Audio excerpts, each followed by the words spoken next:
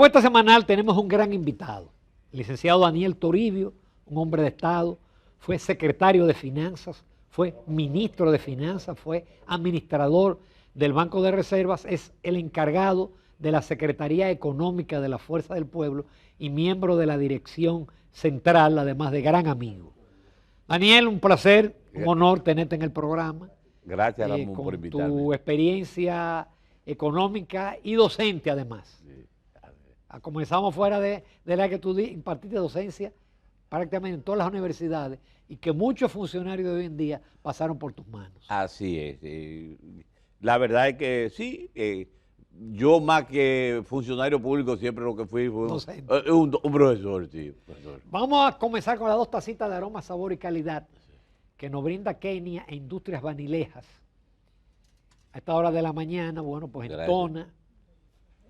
Gracias, Kenia. Daniel, comenzamos el año con los pronósticos de crecimiento. 4.5 el fondo, el Banco Central al 4, CEPAL 3.6. Ahí vi un estudio de Harvard Growth que habla de 3.8 hasta el 36. Hoy en día tú haces un pronóstico tan largo cuando aquí el gobierno se equivocó y de 5 terminamos en 2.1. ¿Cómo tú ves la economía? Ya estamos en febrero. ¿Cómo tú ves la economía? Y si tú te atreverías a hacer un pronóstico, o más, no un pronóstico, sino un entorno por donde tú crees que puede moverse el crecimiento en este año. Mira, lo primero que, recojamos, el año pasado el crecimiento fue de 2.1, después, tal como tú señalas, de haber hecho como 7 estimaciones hacia la baja. Este año veo que el Banco Mundial y el Fondo estiman 4.5. El Banco Central parece que, dadas las experiencias anteriores, prefirió estimar 4%. Y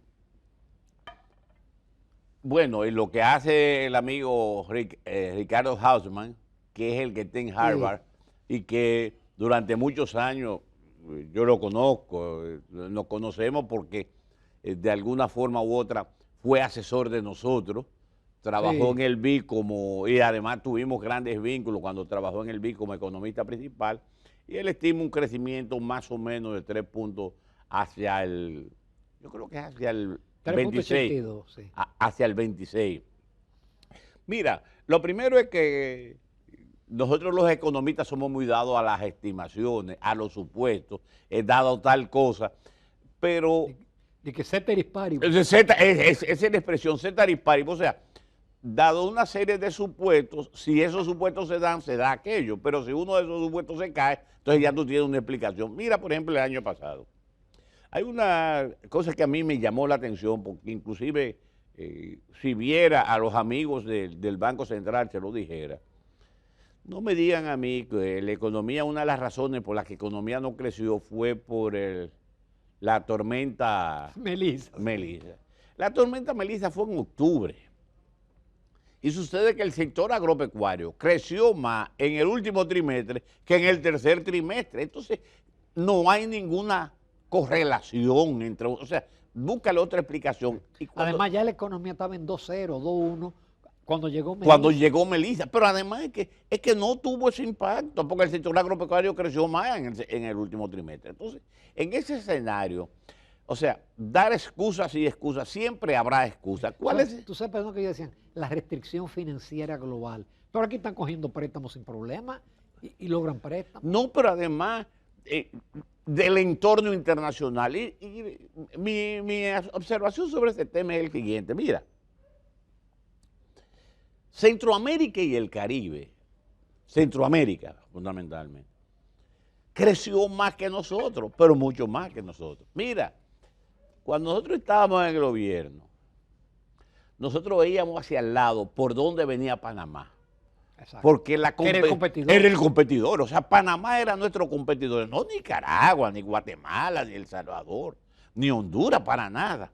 Y ahora ser el país que menos crece es Centroamérica. Ahora, ¿qué nos está pasando para el futuro? Porque estamos pensando qué nos va a pasar.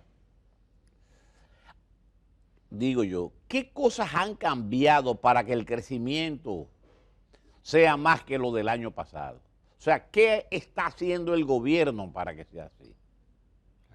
Que van dos veces, 23 y 25. Y 25, o sea, pero la pregunta es, ¿qué se está haciendo? Bueno, obviamente podemos rezarle a la Virgen de la Altagracia y decir, bueno, pero así no es que funciona la economía. O sea, ¿cuáles variables tú estás, o sea, van a cambiar? Por ejemplo, el gasto de capital, que es uno de los elementos del gobierno. O sea, el gobierno tiene que incrementar su gasto de capital. Pero con el incremento del gasto corriente, el gasto corriente fijo, que presiona todo el presupuesto del gobierno, ¿hacia dónde va el gasto de capital? Un gasto de capital que significó en obras en proceso y obras terminadas, solo fue el 7% del presupuesto, porque todo lo otro son transferencias de capital, que nadie sabe dónde caen. Yo me imagino que será los fideicomisos, Sí. pero me lo imagino, no porque hay un nivel de transparencia en los fideicomisos que te digan a ti que esas cosas, ¿qué se está haciendo? Porque inclusive el que me está viendo puede estar entendiendo que hay cosas que se están haciendo con recursos del sector privado, pero pon tú por el caso de los hoteles de Pedernales, el sector privado no está poniendo un centavo no está poniendo. Ya Estrella dijo que la alianza pública-privada no. O sea, entonces cuando tú tienes esa realidad en el área de la construcción, ¿cómo va a impactar? El otro elemento está en que las tasas de interés bajan, si están bajando de manera muy lenta. O sea, mira, el Banco Central dice la tasa de política monetaria, estamos hablando de restricciones financieras, incremento de la tasa de interés o la tasa de interés en la República Dominicana, baja la tasa de política monetaria. Y yo te digo, ¿eso ha impactado de manera significativa? No. Pero además por una razón práctica. El Banco Central te dice que tiene una tasa de política monetaria de 5.25, 5.50, pero cuando tú vas a vender, el Banco Central va a vender bonos, tú te lo estás vendiendo a un 9. Sí. O sea, por eso tu amigo Juan Camar dice que la tasa de política monetaria no tiene ninguna función. Ninguna función, pero además hay una restricción con la política monetaria de los Estados Unidos, porque tú tienes que tener una diferencia, porque si no, los dólares que están aquí se van a ir hacia el extranjero. Entonces, ¿qué va a pasar en este año? Yo soy de lo que creo, y es una expresión muy dicha que se acostumbra a decir, si tú no cambias nada, no esperes resultados distintos. O sea, ¿qué cosas está cambiando? El otro sector que no se verifica, no se ve que puede estar cambiando al corto, mediano plazo, es el sector de la construcción. Porque el sector de la construcción parecería ser que hay un freno.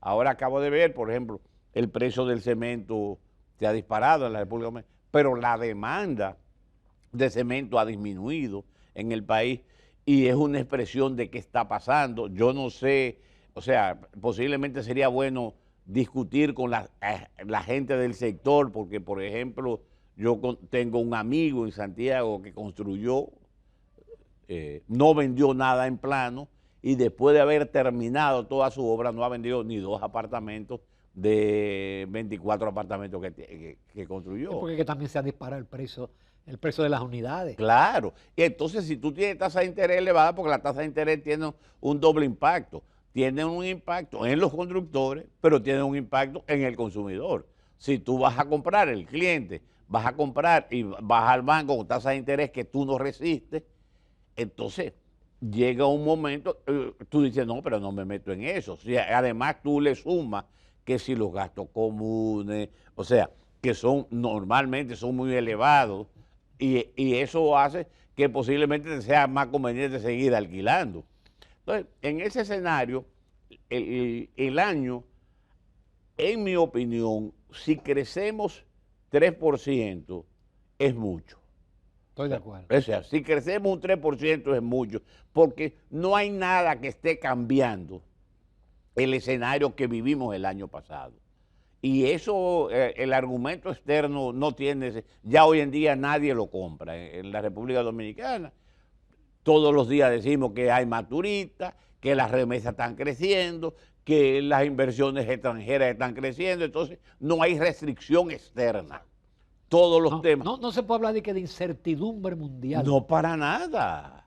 O sea, no hay incertidumbre mundial, pero además, o sea, las causas fundamentales entonces son internas. Tenemos el sector manufacturero, ya el IMA, que es el índice mensual de actividad económica. Mensual de actividad, no el IMAE, sino el que hace el sector manufacturero, indica que ya estamos con presiones muy serias para el sector manufacturero.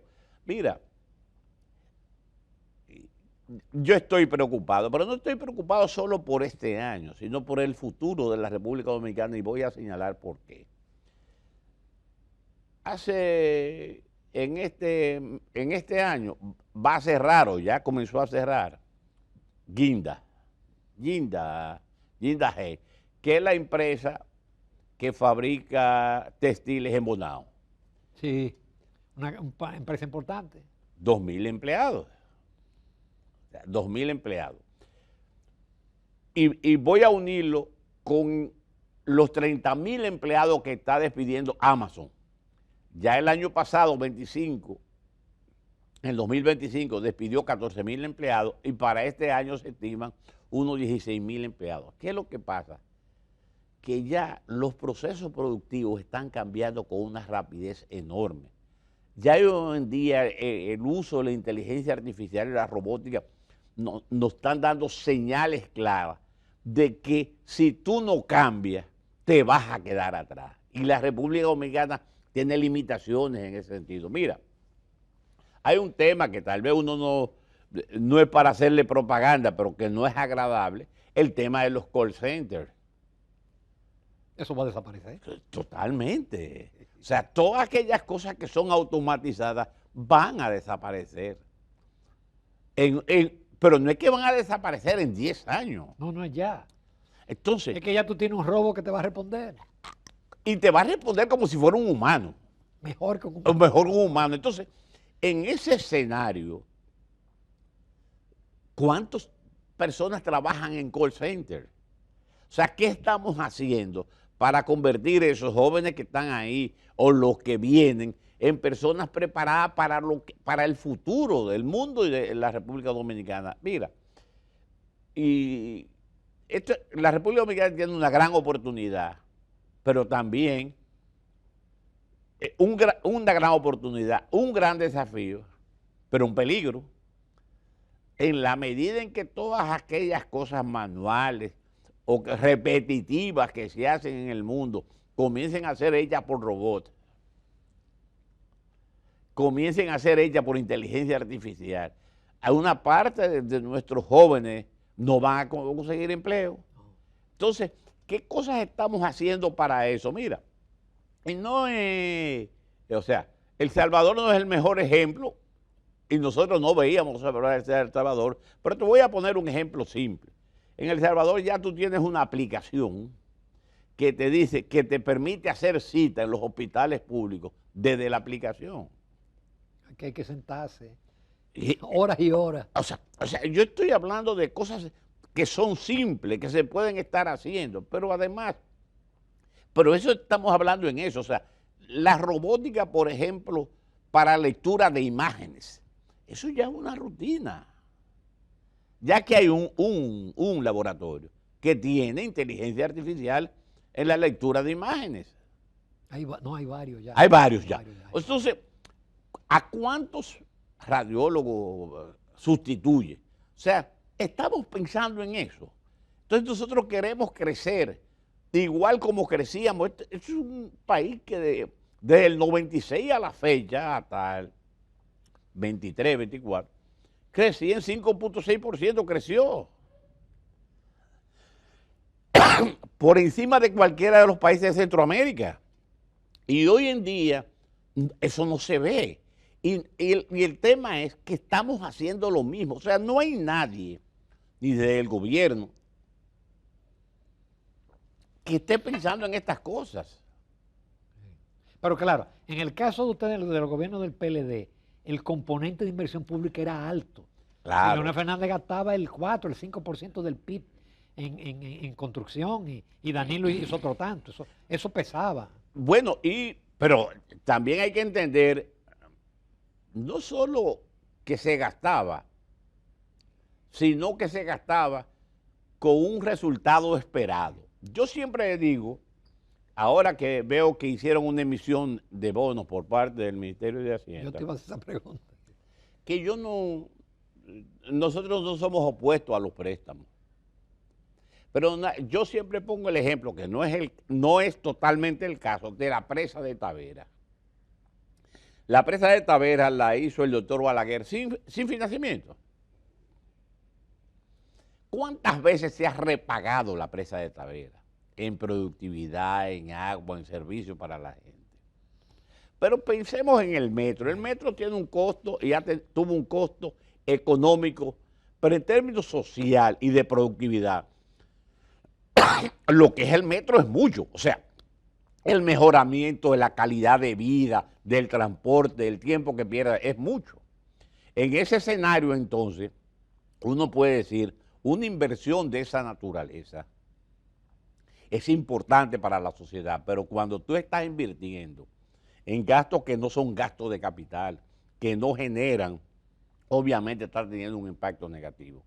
Vamos a una breve pausa, Daniel, que esta conversación, como toda conversación interesante, el tiempo pasa volando. Volvemos en unos minutos con el licenciado Daniel Toribio. Continuamos esta interesante conversación con el licenciado Daniel Toribio. Ya vimos el tema del crecimiento, vimos el tema del sector externo y el tema monetario, que el año pasado hubo inyecciones, pero las inyecciones no bajaron la tasa de interés, no estimularon la economía y lo que vimos fueron una volatilidad del tipo de cambio. Y ahora de que tenemos un régimen que es flotante, sin intervenciones, y parece que el banco está limitado a FLR y a liberar encaje legal en este año. ¿Cómo tú ves la política monetaria? Mira, lo que pasa es, nosotros los economistas tenemos un término que dice la trilogía imposible. Sí, sí. O sea, la trilogía imposible quiere decir, el Banco Central está en la obligación de controlar la tasa de cambio, de mantener los precios bajos, pero además de evitar la fuga de capitales. En ese escenario tiene muchas restricciones. Además se ha impuesto también el crecimiento económico.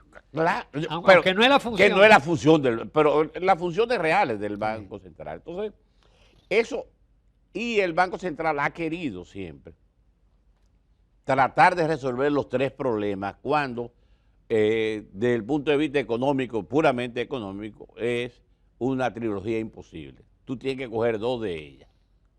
No puedes tenerle las tres. ¿Qué pasa? El Banco Central tiene un problema, digamos, yo no le voy a hablar como es el pecado original, pero está cerca de ser uno de los primeros pecados, que fue la gran crisis de Banítez. Con la crisis de Banítez, el Banco Central y el salvamento que se produjo con la crisis de Banítez, generó un nivel de endeudamiento tal que es una restricción para cualquier decisión de carácter de política económica. Por ejemplo, el Banco Central en este momento está debiendo casi 1 billón de pesos, o sea, 1 millón de millones de pesos, casi 900.000 millones de pesos. Y eso lo presiona, porque ¿qué es lo que pasa? Y tal vez la gente no está entendiendo, que ese dinero, mucho de ese dinero está en la calle. Cuando eso se vence, está en la obligación el Banco Central de recogerlo, porque si lo deja en la calle se produce una hiperinflación. Pero además el pago de intereses sobrepasa 130, es un monto que tampoco puede dejarlo en circulación. No puede dejarlo en circulación, entonces está en la obligación de salir al mercado a colocar certificados para recoger el dinero de más. ¿Qué pasa si va al mercado que tiene que ofrecer tasa de interés competitiva? Si no ofrece tasa de interés competitiva, la gente preferiría o invertirlo en pesos, en certificados de Hacienda o en certificados de los bancos comerciales, o convertirlo en dólar y sacarlo para el extranjero. Entonces, esa contradicción interna que hay en el Banco Central genera de que en algunos momentos se provocan todos estos sobresaltos, tasa de interés, tasa de cambio que algunas veces sube, que otras veces baja, y una tasa de interés que va a tener que mantenerse elevada. Porque yo oí a alguien señalar que tiene la esperanza de que baje la tasa de interés, pero la tasa de interés en República Dominicana tiene un competidor, que es la tasa de interés en Estados Unidos. Porque no estoy hablando del que tiene 100 pesos, pero el gran inversionista, el gran capitalista, dice, entre invertir en la República Dominicana con un riesgo de cambio, con un riesgo país, no sé cuánto, o invertir en Estados Unidos a la tasa de interés determinada, tú tienes que darme una diferencia un gap muy alto para yo poder invertir en pesos, para que el riesgo, para cubrirme del riesgo. Si ese gap se estrecha, o sea, si la tasa de interés baja, la gente va a sacar su dinero y se lo va a convertir en dólares. Muy al contrario, si está alta, como está ahora, porque ha bajado, pero muy poco de manera significativa, ¿qué pasa? Que la gente no va a poder invertir porque para invertir necesita coger dinero prestado. Entonces, eso es, digamos, el origen de todo esto. El Banco Central se encuentra con este tipo de limitación y el gran problema del Banco Central es que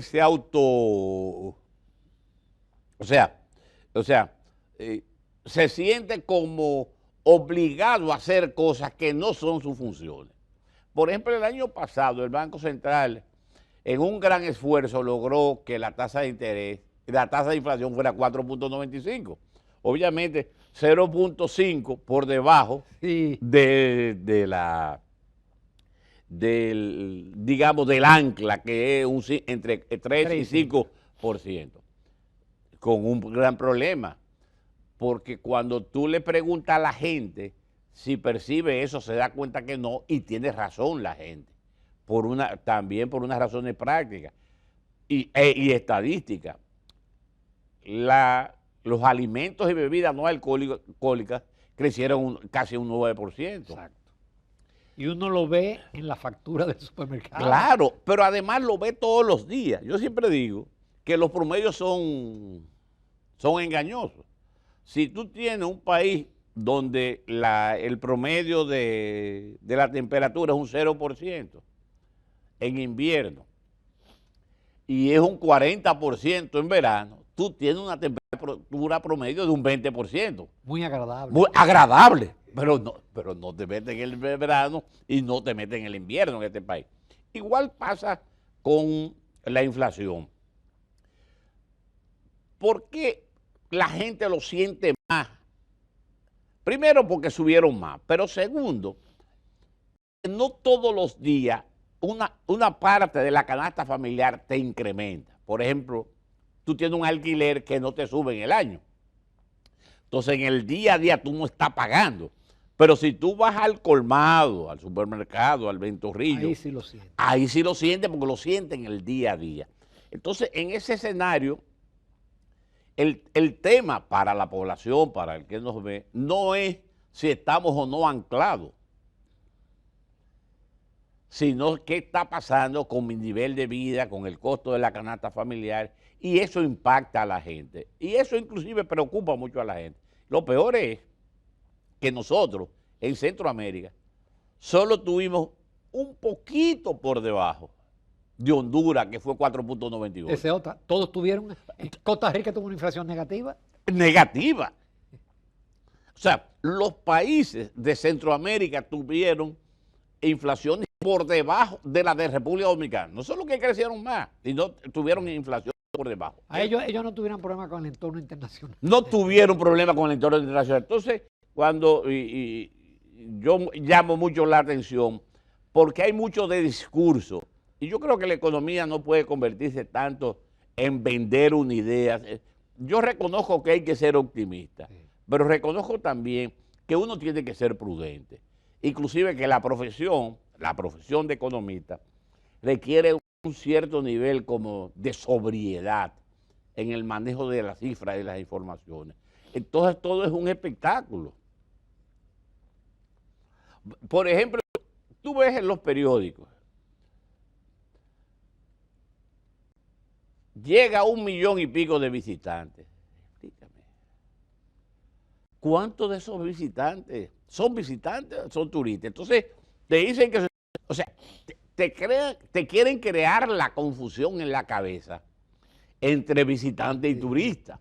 Y hay una diferencia abismal entre turistas y visitantes en general. Todos los turistas son visitantes, pero no todos los visitantes son turistas. Pon tú, imagínate, ¿cuánta gente viene en crucero? ¿Cuántos de los que vienen en crucero se desmontan? ¿Cuántos de los que se desmontan gastan? Es más, hemos visto cómo en los cruceros la gente se desmonta y al mediodía vuelve para el barco a comer, claro, para almorzar, claro. porque el almuerzo es gratis. Sí. Entonces, si tú ves la cosa en ese escenario, tú te das cuenta. Nos quieren decir que, por ejemplo, cuando la imagen de lo que se va a invertir, que ahora vino en Fitur, se van a invertir tantos miles de millones. Eso no es verdad. ¿Pero ¿y cómo? Y yo, por ejemplo, ustedes saben, yo fui administrador del Banco de Reserva. Son intenciones. Mira, yo necesito 20 pesos para financiar, bien, yo te lo presto, pero son intenciones. Pero de las intenciones al análisis, eso es otra cosa. Tú tienes que traerme papeles, documentos, quién me garantiza, cuál es el rendimiento, y eso puede llevarse hasta años, si es que se concretiza. Eso es lo que más se parece a los hoteles de Pedernales. De verdad, cuando yo tú le preguntas a cada una de las empresas que va a operar, se supone, Pedernales, si ellos han invertido un solo centavo, si ellos están obligados a eso. Es una carta de intención. ¿Y por qué es una carta de intención? ¿Por qué tiempo? Porque, o sea, en el sector hotelero y turístico hay muchos elementos en juego. ¿Por qué tiempo? Tú lo vas a operar por qué tiempo. ¿Cuándo tú me lo vas a entregar? Digamos que en 5 años. Pero cuando los hoteles están cerca del mar se deterioran muy rápido. ¿Quién va a cubrir la reparación del hotel cuando tú me lo entregues? ¿Y qué pasa si no llegan los turistas? Pero además, en el caso mismo de estos operadores, yo he oído, y ha sido público, que ellos han dicho que sin aeropuerto que sin aeropuerto ellos no operan. Tú tienes que tener aeropuerto de Pedernales. Y tiene lógica. Imagínate tú que tú tengas que llegar a los autopistas, a los aeropuertos de las Américas, viniendo en un vuelo lejísimo de Rusia. Aún habilitaran el de Barahona es lejísimo. Pedernales. No, el de Barahona no, porque el de Barahona no tiene límite para ampliarse. O sea, el de Barahona, yo me río y lo hago como chiste, dice que para tirarse un avión tiene que quitar los animales de la pista. Sí, no tiene espacio Barahona. Y el de Pedernales, que no se sabe cuándo van a terminar, se requiere para iniciar cualquier hotel. Porque imagínate, tú llegas de Rusia a las Américas y de ahí va a coger de las Américas 6 horas. O sea, es la irracionalidad. O sea, y yo pienso, inclusive, lo he dicho públicamente, que hay cosas que lucen ser irracionales, que es primero, tú debiste haber terminado el aeropuerto para que los aviones se puedan tirar ahí. Como hizo Balaguer en Puerto Plata, que hizo el aeropuerto primero. Así es, o sea, hay cosas que son, o sea, yo pienso que hay cosas que son de sentido común. Mira, yo no soy ingeniero, ni cerca, pero hay cosas que a mí me parece son de sentido. Por ejemplo, toma tú la decisión del presidente de un monorriel Santo Domingo, que tú vas a invertir en un principio, porque tú sí eres ingeniero, Ramón, además de economista, y sabes que eso comienza en $900 millones y nadie sabe en cuánto termina. Y más si se retrasa el doble del tiempo. Hay más si se retrasa en 4 años. ¿Y por qué tú no coges ese dinero y terminas las obras que tienes pendientes? Exacto. O sea, ¿por qué tú no terminas Monte Grande, que lo está esperando el sur? O termina la circunvalación de San Francisco de Macorís, la de los Alcarrizos, la de Navarrete, la de Moca. ¿O por qué la autopista Duarte? Yo creo que si hay un monumento a la ineficiencia, es la reparación de la autopista Duarte. Ahí se han gastado todo el dinero del mundo. Y si usted va de Santo Domingo a Bonao, es un solo hoyo. O sea, y tú dices, ¿y cuándo van a acabar? Pero no solo cuándo van a acabar, ¿cuál es el diseño? Porque uno no sabe cómo es. Hay sitios donde tú tienes 3 carriles en algunos sitios y te meten un puente de golpe. O sea, de verdad es que hay una falta clara como de visión. ¿Cuándo van a terminar? En el caso del metro de los Alcarrizos, ojalá y lo puedan concluir con calidad, porque lo que se ve no es bueno. No se ve bien. No se ve bien. Yo no estoy diciendo de que esté mal o bien hecho, porque yo no lo sé, yo no he hecho un expertise, pero lo que se ve no es bien. O sea, no está bien terminado, esas cosas no se ven. Ojalá y pueda, por bien de los moradores de los Alcarrizos, lo que puedan utilizar, que eso acabe bien. Bien, y se nos acabó el tiempo, Daniel, porque hablamos de todo. Contigo nunca hay chance de hablar de política, pero con hablar de economía yo creo que es suficiente. Está bien, gracias. Muchísimas gracias, Daniel. Gracias a ti, Ramón. Continuamos, amables televidentes, en Propuesta Semanal.